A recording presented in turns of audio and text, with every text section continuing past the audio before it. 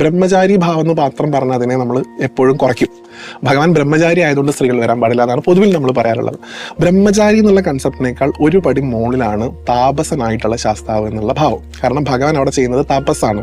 നമുക്ക് ഇപ്പോൾ ചേച്ചിക്ക് അറിയാം, നമ്മൾ ഈ നെയ്ത്തേങ്ങയായി കൊണ്ടുവന്ന് നമ്മുടെ ആത്മാവ്, ആ ആത്മാവാകുന്ന നെയ്യിനെ നമ്മൾ ഭഗവാന്റെ മുകളിലൂടെ ഒഴിക്കുമ്പോൾ നമ്മുടെ കർമ്മഫലങ്ങളാണ് നമ്മളെ കൊണ്ട് ഒഴിക്കുന്നത് ആ ഭഗവാന്റെ മേലൂടെ. അതിനെ ദഹിപ്പിക്കാനുള്ള, അതിനെ ഇല്ലാതാക്കാനുള്ള ശേഷി ഭഗവാൻ എവിടെ നിന്നാണ് കിട്ടുന്നത്? ഭഗവാൻ ചെയ്യുന്ന തപസ്സിലൂടെയാണ് കിട്ടുന്നത്. അപ്പോൾ നമുക്ക് ശബരിമലയിൽ നിന്ന് എന്തെങ്കിലും ബെനിഫിറ്റ് വേണം നിങ്ങൾ ആഗ്രഹിക്കുന്നുണ്ടെങ്കിൽ എന്ത് മുടങ്ങാതെ നടക്കണം? ഭഗവാന്റെ തപസ് മുടങ്ങാതെ നടക്കണം. അതാണ് ഒന്നാമത്തെ പോയിന്റ്.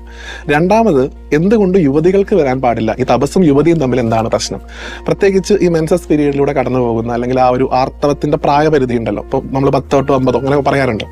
ആ പ്രായപരിധിയിലൂടെ കടന്നു പോകുന്ന ഒരു യുവതിക്ക്, ഒരു സ്ത്രീക്ക് ശാസ്താവിന് അല്ലെങ്കിൽ ഭഗവാനുള്ള ഒരു കപ്പാസിറ്റി ഉണ്ടെന്നാ പറയുക. അതായത് ജന്മം കൊടുക്കാനുള്ള കപ്പാസിറ്റി, അമ്മയാവാനുള്ള കപ്പാസിറ്റി. അമ്മ എപ്പോഴും ദേവിയാണ് അല്ലെ?